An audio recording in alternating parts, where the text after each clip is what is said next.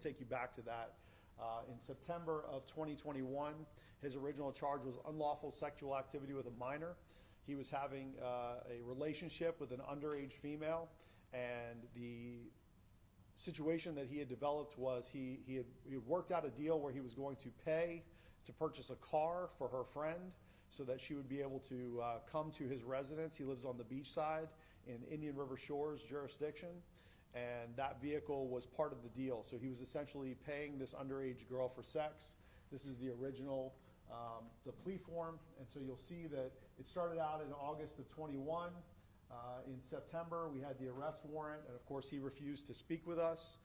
And then the next item that pops up here is in January of 2025, where he signs this no contest plea deal. Now the deal that they agreed to was that he was going to get 1 year of prison time and 10 years of sex offender probation. So 1 year of prison, imagine, assuming he has good behavior, he's probably going to do about 8 months in prison over this case. We're talking about 8 months in prison, 10 years of sex offender probation. On to the next slide. March of 2025, this is when we get information from the hero of this case. A family member comes forward and says he's trying to hire someone to kill the victim in this case, that he wants to pay someone to kill this victim. And so March, we were notified of this. Thank you to the person who came forward. We're not identifying them at this time, but we would not be here today if it weren't for that person that came forward and let us know about this. And so initially he said he wanted to kill him. He then changed his mind and said, well, I just want him to not testify. $20,000 in cash was provided, which we now have in our custody. A short time later, we introduced an undercover deputy. We brought in somebody from out of town to work this case.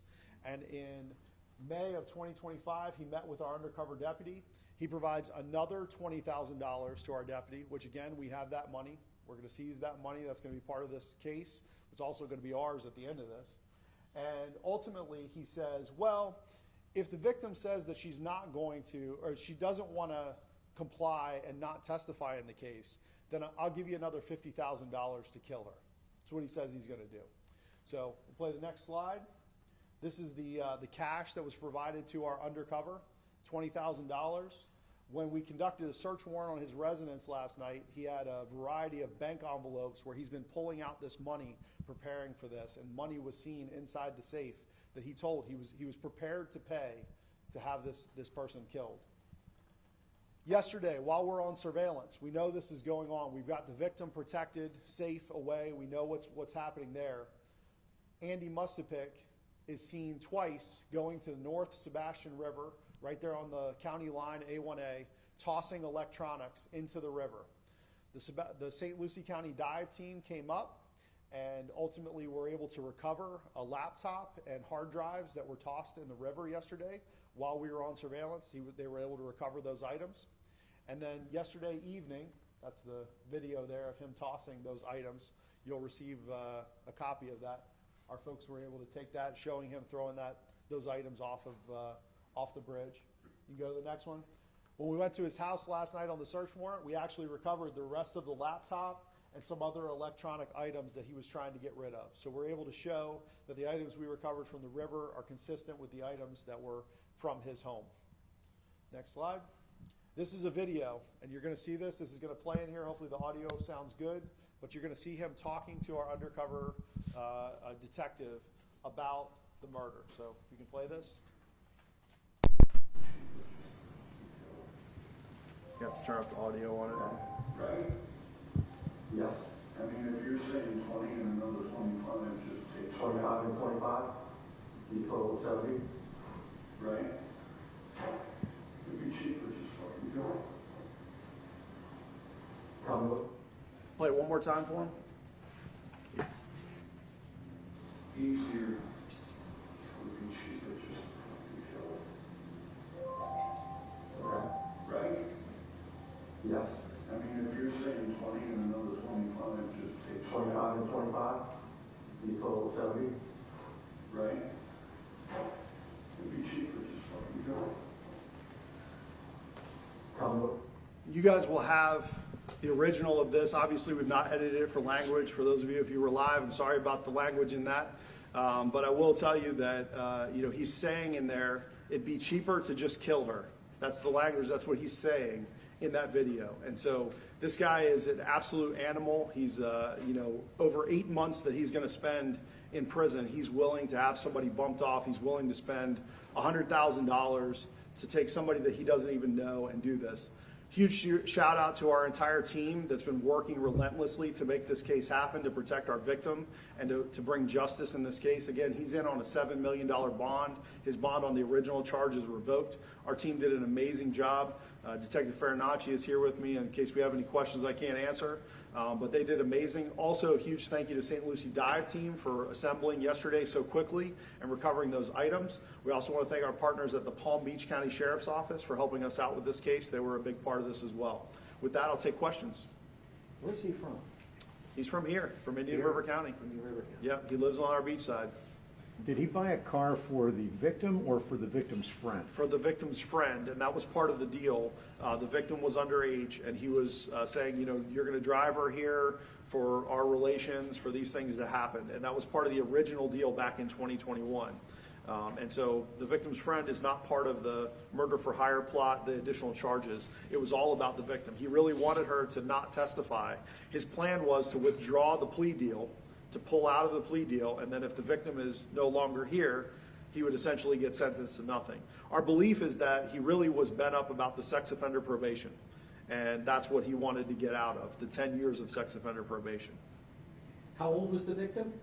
Underage at the time of the crime. I can't really talk about it. I can't identify the victim, but underage at the time in 2021. Under 18. Under 18 at that time. And, again, that victim has been working with us.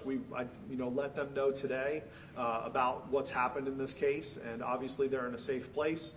We want to make sure that they continue to be safe because and we'll be monitoring his calls and everything from jail as well in case he decides that he wants to try and contact somebody else on this. Can you say how the two first got into contact? Was it online, in person? The original victim? The original victim and Mr. Mustard. Do you have info on that? Yes, so the defendant spoke to the victim's friend over a dating app, and that's how they initiated contact with one another. But it was a transactional relationship where it was pay for sex, underage victim, I'm getting this car for you, I'm doing these things. And so much like the case where he's willing to bump her off in exchange for this money, he's all about paying for everything. How many times did he have sex with the girl? I don't have those details. That's something about that case that we wouldn't go into. It was multiple times? Yeah, and you guys reported on that case back in 2021. We did a press. Yeah, we did press on it back in 2021. We made a big deal about it back then. This is the follow-up on it, showing that he's willing to have her killed as a result of this. Over 8 months in prison. He was going to do probably 8 months in prison. You called him an animal. Can you elaborate on that? The idea that his disregard for life, that he's saying it'd be cheaper. I'd rather spend the money. It's just disgusting. The disregard for human life that he would think that this is okay to just pay somebody who he barely knows. We've introduced an undercover, and he's willing to give him money to have her killed or at least not testify is crazy. How much was he going to pay the hit person? So he paid $40,000. We got $20,000 in one lump sum, 20 in another lump sum.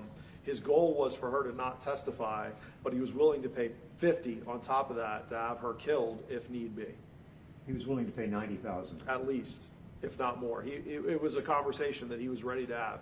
And that was part of there's more dialogue than what you see here. They met multiple times.